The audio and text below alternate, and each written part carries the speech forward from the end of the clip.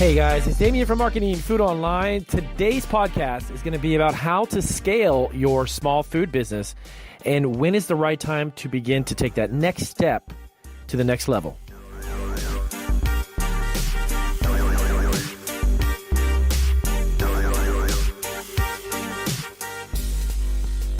Okay, guys, so let's get right into it. As always, guys, welcome to Marketing Food Online. I hope you guys are having a great day.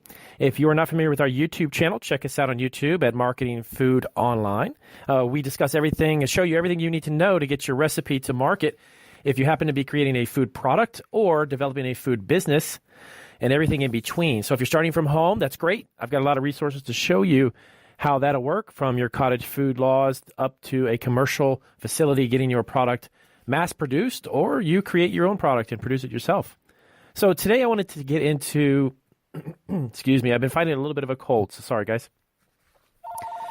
Today I wanted to get into, okay guys, again, my apologies about the phone. I do film some of my podcasts actually in a room that is adjacent to my main office in the candy company, so every now and then the phone does ring. I apologize. So let's get right back into it. So there's going to be I'm going to cover five specific things. And this is not an all-inclusive, like everything you need to know about scaling a food business in 5 simple steps.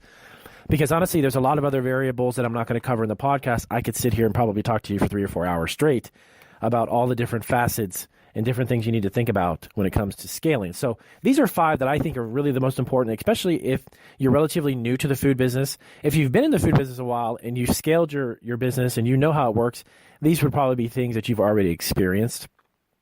Much of my resources are about food startups and, of course, those who are just getting into the food business or have a passion for food, but they're not sure where to go.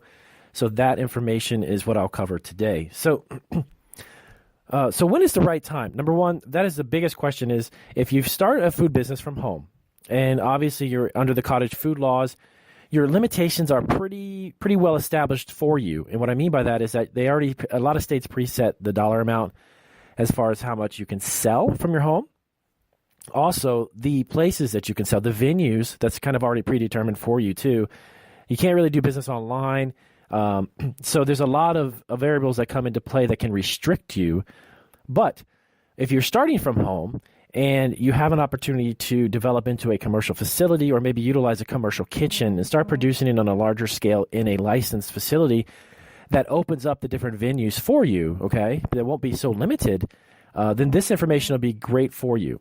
Because there's a lot of ways that you can grow a food business from home in regards to what you can make and how much you can make up into the limits, but those limitations will kind of put a cap on a lot of other variables. So when is the right time to actually scale the food business when you're from home? What I would say is, number one, when you've got to the point that you are maxed out with the dollar amount. Let's say you're in a certain state, and I'm just going to give an example. Let's say you're in Oregon, and as an example, it was $20,000 a year. Well, the first year you're in business, you've maxed out that $20,000 limit, right? So when you're in your home and you are, once you've already maxed out the dollar amount that you know that you can sell through your home, and you see that you've got some successful outlets such as farmers markets, or you've got different venues that you sell through that is bringing you a constant flow of business, then that may be the point that you need to step yourself into a commercial kitchen, because as your cash flow increases, you'll have the capital you need to move into a commercial kitchen, rent a space that would then allow you to produce as much as you want, or begin to get a taste, if you will, for how it is to run a commercial kitchen, which will allow you to expand. At that point, you can begin to sell to restaurants, you can begin to sell to grocery stores, and so on and so on. So your business can then begin to scale. But keep in mind, scaling is not an easy thing to do, because there's a lot of different facets involved with that. Number one, it's payroll. I mean, as you begin to grow, you can't do all of it by yourself. So you need to have someone on hand, unless you've got family who's willing to either help or work for free or part-time or something to that effect. They can help you out and begin to grow the business. But you do have payroll. Then you've got other expenses such as when you begin to get purchase orders, or if you begin to work with cafes or stores, you need to pay out in advance to get ingredients, to get packaging, to get labeled. You put out that money first, and as those purchase orders come in, or those orders from those different venues, you're going to have to front that money in many cases. And in essence, you're having to buy it, produce it, make it, and then get paid for it, unless you have a situation where someone's paying you in advance for the product, which doesn't always happen. Normally, they pay you upon receipt. So once you've already done that, like I said, you're in your home, you're doing very well, you have a steady flow of business, you've got a couple of venues that are bringing in money constantly, but you've maxed out what you can do. That is kind of the tipping point. You need to make the decision and jump into a commercial kitchen. That doesn't mean that you need to rent one every single day. You could set up a schedule where you're renting one every 2 months. Maybe, you're filling up a whole bunch of orders, and then let's say the beginning of November, you rent one out, which holds you over through December and January, or maybe it's March. Again, producing what you need to do it, and you're renting it only for a month at a time, or a couple of weeks within that month. You don't need to have one every single day. Plan out those orders that you're getting in, and then move from there. Now, the other thing that a lot of people don't think about when you begin to scale a food business is your process. The process that you use to create your food product. How well do you know it? Is it scalable in the sense that the way you're currently doing it, can that just be done in a larger batch? Can it just be done in a larger scale? Or do you need to rethink the entire process? Okay. Scaling a food business is a much different kind of beast, if you will, a much different beast than it is a tech company or any other kind of company for that matter that doesn't produce a food product, because there's a lot of other types of variables when it comes into play as far as producing a product. In some cases, you may be able to get some ingredients that are pre-made that cuts down your time from having to mix those ingredients. And then if it's a baked good item, you may be able to get a product or an ingredient that can create your baked good item in a much faster pace, larger scale as far as a larger batch, and so on and so on.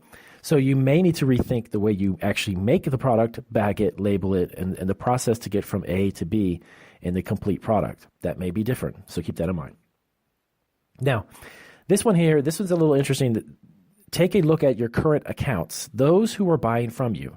Or if you're in a position to get into a commercial kitchen, you've sold locally, and now you have some restaurants in your local area that's interested, or a grocery store that came across your item, and they're like, you know what, we would love to start getting this product from you, but you're obviously working out of your home. So if you're getting into a commercial kitchen, keep in mind and maintain really good relationships with those current accounts. Those accounts are going to be the one that help you grow and get larger cash flow coming into your business, allowing you to make even more stuff and then get into more other outlets. So if you can drum up, if you can create multiple accounts, I wouldn't rely on just one, but if you have a handful of, let's say you were doing baked good products, just as an example, and you were in some cafes, and you had an opportunity to get into a couple coffee shops and potentially into some independent gourmet food stores. Maybe it's just a grocery store that's an independent one. And the reason why I say independent is that you want to stay away from those large corporate nationwide chains, because they don't traditionally work with, they don't really work with home-based food businesses in a sense. Once you've established yourself locally in some smaller venues and then approach them, that's different. Then you've got that momentum behind you, and you say, you know what, Kroger or Publix or whomever it may be, the nationwide chain that might say, where are you right now? What stores are you in? Show us some type of sales history. Is this even selling? How long have you been in the business doing this? So with all of those smaller accounts, it gives you momentum to approach the bigger ones, okay? Now, to kind of tag along that idea of having multiple accounts, it is really beneficial to drum up as many as you can, because in some cases, they may come and they may go, because if you have a great product and it's selling well, and seasonally, there's a certain seasonality, believe it or not, to of course, food products for the most part, especially if they're really niche products that are in a certain niche. Okay, so the idea of drumming up multiple channels to sell your product through is the best route to go, because you're going to have some that initiate a contact with you. They buy the product, but they may fade away, or they may fade out the product. It may sell okay, but not sell great. So having multiple avenues, different stores, different cafes, different restaurants, brainstorm where your product would be best fit. And then that way, when you're making it, as you continue to grow the business, expect that some of those may drop off. So you'll have other constant forms of revenue coming in from other venues and different outlets.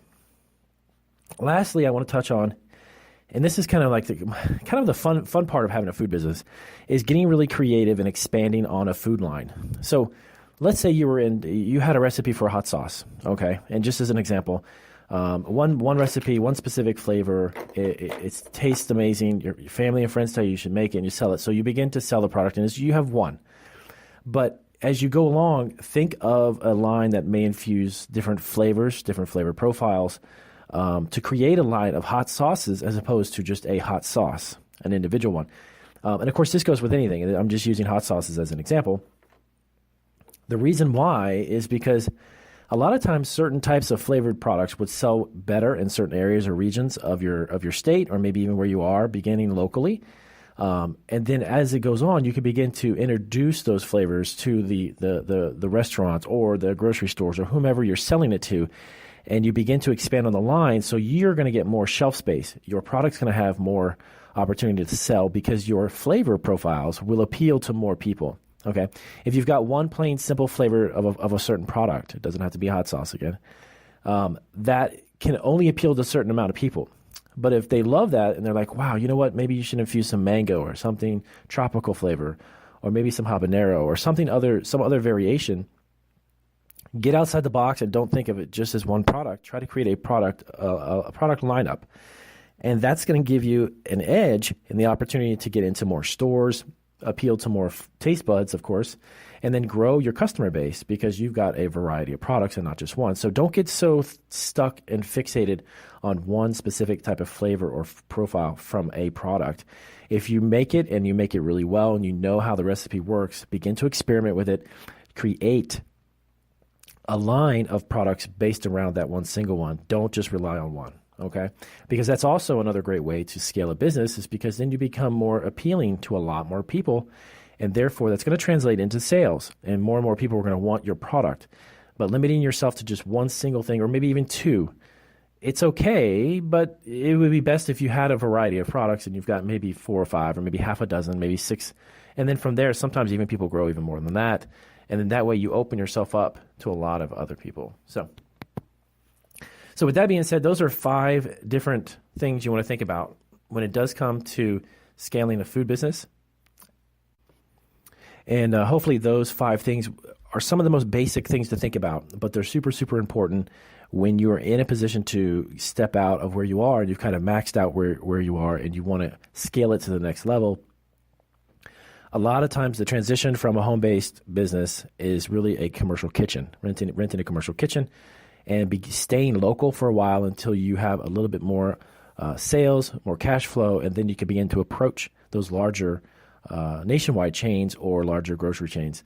That is really the best way to do it. And plus, it doesn't cost a lot, as much as you may think, when you do it that way. The method of scaling it as your market dictates to you what it wants, it's not going to have to pull so much money out of your pocket, because then you begin to get orders for products. You can make the product in because you're anticipating those funds to be in. And then that way you're not having to dig deep to try to create thousands and thousands of units and then hopefully someone buys it. Drum up the interest first, get the orders, and then fill it. All right, guys, so I'm going to wrap up the podcast. I appreciate you guys taking the time to listen to today's podcast. If you have not checked out YouTube, check out our channel on YouTube. If you haven't checked out our podcast, you can check us out online as well. And as always, if you need any consultation or consulting, I'm available. I've got several different packages and different types of consulting, whatever your budget may be. And I look forward to seeing you guys on the next video or talking with you on the next podcast. Do take care.